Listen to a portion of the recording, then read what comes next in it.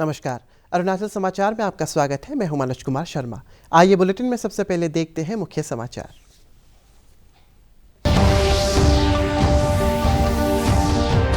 प्रधानमंत्री नरेंद्र मोदी ने कहा, गुरुदेव रविंद्रनाथ टैगोर की दृष्टि ही आत्मनिर्भर भारत के विचार का सार है। पीएम ने छात्रों से स्थानीय हस्तशिल्प वस्तुओं का सोशल मीडिया पर जरिए प्रचार करने और वोकल फॉर लोकल अभियान को मजबूत करने का किया आह्वान।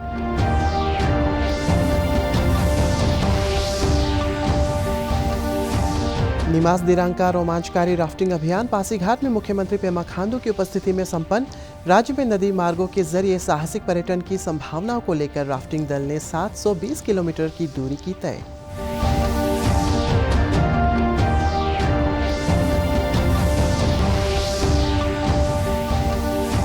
देश भर के गिरजाघरों में क्रिसमस की धूम। कोविड दिशा निर्देशों का पालन करते हुए अरुणाचल प्रदेश के गिरजाघरों में प्रभु यीशु मसीह के अनुयायी ले रहे हैं मिडनाइट प्रेयर में भाग। राज्यपाल डॉक्टर बी.डी. मिश्रा और मुख्यमंत्री पेमा खांडू ने प्रदेशवासियों को क्रिसमस की दी बधाई।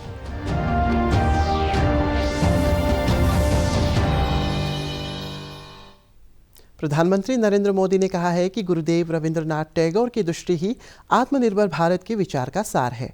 उन्होंने कहा है कि विश्व कल्याण का रास्ता आत्मनिर्भर भारत के विचार से ही गुजरता है।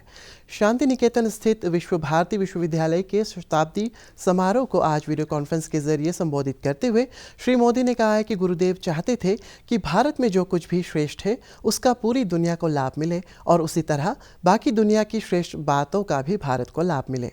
प्रधानमंत्री ने कहा है कि भारत एकमात्र ऐसा बड़ा देश है जो पेरिस समझौते के तहत निर्धारित पर्यावरण लक्ष्यों को प्राप्त करने के लिए सही दिशा में आगे बढ़ रहा है। प्रधानमंत्री ने कहा है कि भारत अंतर्राष्ट्रीय और सौर गठबंधन के माध्यम से पर्यावरण संरक्षण में भी दुनिया में अग्रणी है।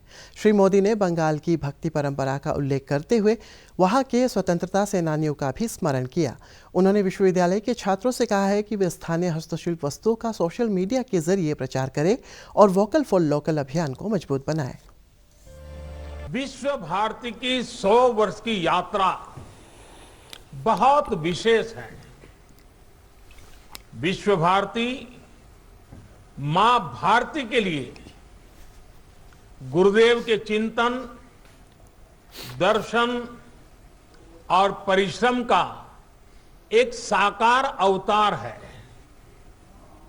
भारत के लिए गुरुदेव ने जो स्वप्न देखा था, उस स्वप्न को मूर्त रूप देने के लिए देश को निरंतर ऊर्जा देने वाला ये एक तरह से आराध्य स्थल है। इस महामारी ने हमें इसी मूल्य को समझाया है। Vocal for local. पोष मेले के साथ तो ये मंत्र हमेशा से ही जुड़ा रहा है। विश्व भारती के छात्र छात्राएं वेस्ट कामेंग जिले के दिरांग स्थित national institute of mountaineering and allied sports NIMAS की ओर से आयोजित राज्य की प्रमुख नदियों में रोमांचकारी राफ्टिंग का अभियान 1 माह के बाद आज संपन्न हो गया। निमास के निदेशक कर्नल सरफराज सिंह के नेतृत्व में चले इस अभियान में कुल 25 सदस्य शामिल थे, जिनमें सेना के 15 जवानों सहित 10 स्थानीय युवक ने भी भाग लिया। इस अभियान का मुख्य उद्देश्य ब्रह्मपुत्र और उसकी प्रमुख सहायक नदियों के जरिए अरुणाचल प्रदेश की पर्यटन संभावनाओं को जानना और साहसिक पर्यटन को प्रोत्साहित करना था। 1 महीने तक चले इस अभियान के दौरान टीम के सदस्यों ने 720 किलोमीटर की दूरी में राज्य की प्रमुख नदियों कामेंग, दिबांग, लोहित, सियांग, सुबनसिरी, सियोम और नोवादिहिंग नदियों शामिल है। पासीघाट में सियांग के तट पर अभियान के समापन समारोह को संबोधित करते हुए मुख्यमंत्री पेमा खांडू ने राफ्टिंग अभियान के सदस्यों को बधाई देते हुए कहा है कि राज्य में पर्यटन को प्रोत्साहित करने के अनेक कदम उठाए जा रहे हैं।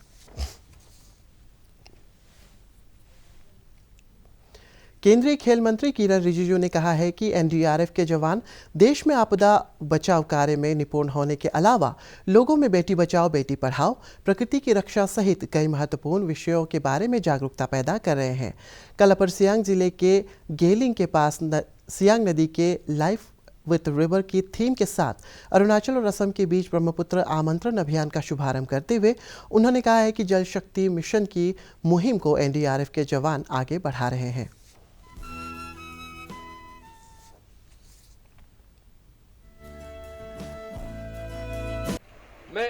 एनडीआरएफ टीम को बधाई देता हूं।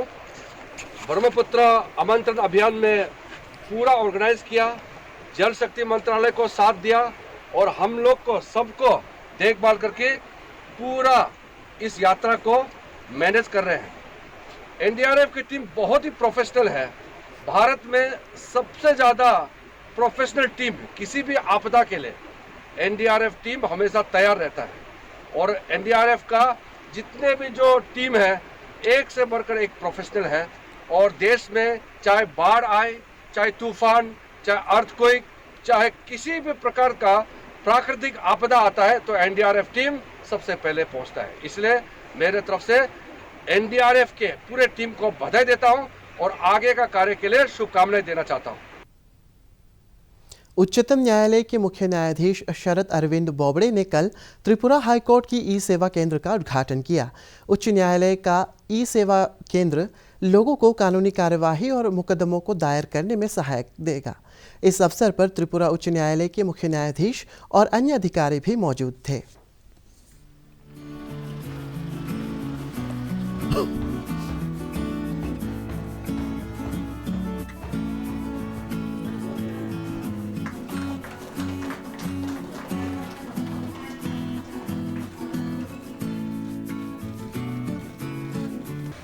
This technology is such that is going to make justice technology dependent. But you would all know that the other option was to shut down courts, which of course was an impossibility, particularly the Assam में प्रमोद बोरो के नेतृत्व वाले UPPL BJP गण सुरक्षा party ने आज 40 सदस्यीय बोरोलैंड प्रादेशिक परिषद की बैठक में अपना बहुमत साबित कर दिया है। गठबंधन को 22 मत मिले जबकि विपक्षी बोरोलैंड पीपल्स फ्रंट को 16 मिले। गुवाहाटी उच्च न्यायालय के आदेश पर यह बहुमत प्रशिक्षण हुआ गया। न्यायालय ने मुख्य कार्यकारी सदस्य के रूप में प्रमोद बोरो की नियुक्ति को चुनौती देने वाली एक रिट याचिका पर यह आदेश जारी किया था।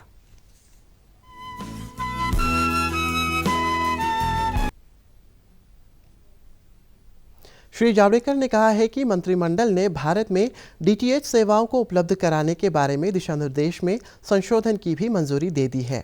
उन्होंने कहा है कि डीटीएच लाइसेंस मौजूदा 10 वर्षों के स्थान पर 20 वर्षों के लिए जारी किए जाएंगे और लाइसेंस शुल्क भी वार्षिक के स्थान पर तिमाही आधार पर लिया जाएगा। डीटीएच संचालकों को चैनल प्रसारित करने की उनकी कुल क्षमता का अधिकतम 5% इस्तेमाल करने की अनुमति होगी। इन संचालकों से एक मुक्त 10,000 रुपये का पंजीकरण शुल्क लिया जाएगा।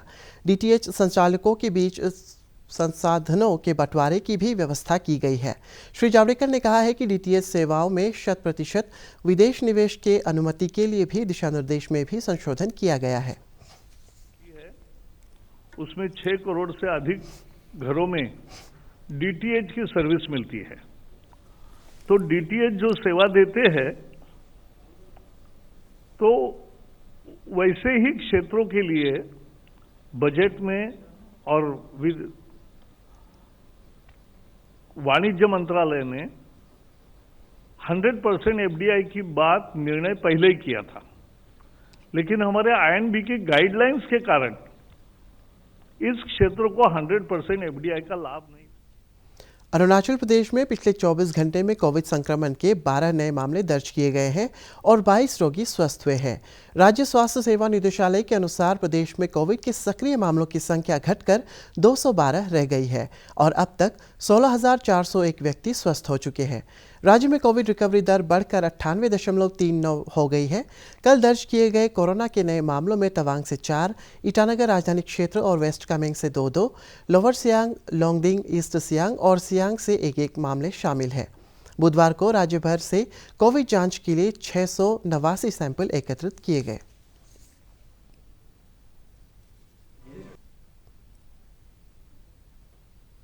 देश में कोरोना के सक्रिय मरीजों की संख्या लगातार कम हो रही है और ये अब तक संक्रमित हुए कुल मरीजों का सिर्फ 2.80% रह गया है। देश में अब तक कोरोना के करीब 2,83,000 मरीज हैं। दैनिक संक्रमण की संख्या भी 25,000 से नीचे चली गई है। कोरोना से ठीक होने वालों की दर भी बढ़कर 95.75% हो गई है। अब तक 96,93,000 से अधिक व्यक्ति कोरोना संक्रमण से मुक्त हो चुके हैं। मृत्यु दर भी कम होकर 1.45% पर आ गई है। पिछले 24 घंटों के दौरान कोरोना से 312 लोगों की मृत्यु हो गई है। क्रिसमस की पूर्व संध्या पर देश भर में आज गिरजाघरों को आकर्षक ढंग से सजाया गया है। वहीं आज रात गिरजाघरों में विशेष प्रार्थना मिडनाइट मास का भी आयोजन किया जा रहा है। हालांकि कोविड-19 महामारी के दिशा निर्देशों को ध्यान में रखते हुए गिरजाघरों में विशेष प्रबंध किए गए हैं और मुख्य प्रार्थना स्थल पर सोशल डिस्टेंसिंग के भी प्रबंध किए गए हैं। राजधानी ईटानगर के गिरजाघर में कोविड-19 को ध्यान में रखते हुए मिडनाइट मास का आयोजन अलग अलग समय पर किया जा रहा है। अनेक गिरजाघरों में यीशु मसीह के जन्म से जुड़ी कई झांकियां भी सजाई गई है। देश के अनेक बाजारों में क्रिसमस से जुड़े Santa Claus cap, Christmas cake और तरह तरह के गिफ्ट की खरीदारी होती रही है। राज्य के राज्यपाल डॉक्टर बी डी मिश्रा और मुख्यमंत्री पेमा खांडू ने क्रिसमस के पवित्र अवसर पर लोगों को बधाई दी और राज्यपाल ने अपने संदेश में आशा प्रकट की कि क्रिसमस का पर्व शांति, प्रेम और सौहार्द के वातावरण और आगे ले जाएगा। राज्य के वरिष्ठ नेता निन्नोंग इरिंग ने इस अवसर पर लोगों को शुभकामनाएं देते हुए कोविड दिशा निर्देशों का पालन करने की भी अपील की है। और अरुणाचल प्रदेश के जितने भी हमारे यहाँ हमारे अपना बहुत वेल विशर्स है, हमारे परिजन हैं, मैं आप सबको हमारा क्रिसमस है इस पे जितना भी मेरी ओर से जो भगवान का आशीर्वाद है आप सब पे जाएं और मैं प्रार्थना करूंगा कि यहाँ सुख शांति हो, क्योंकि क्रिसमस भी है जो शांति का और प्रेम का एक त्यौहार है। अरुणाचल प्रदेश के जनता है वो और विकास की ओर जाएं और मैं सोचता हूँ कि जो नव वर्ष होगा वो बहुत ही शांतिपूर्वक होगा और विकास के दर पे वो और आगे बढ़ेगी। ईस्ट सियांग जिले के government higher secondary school Pasighat में आज से ओन्योक मोयोंग मेमोरियल क्रिकेट प्रतियोगिता शुरू हुई। ऑल बोगोंग छात्र संघ द्वारा जिले के खेल विभाग के अधिकारी और ईस्ट सियांग जिला क्रिकेट संघ के सहयोग से आयोजित इस प्रतियोगिता में जिले की कई टीमें भाग ले रही है। इसका उद्देश्य जिले के युवा क्रिकेटरों को खेल के लिए उपयुक्त मंच प्रदान करना है।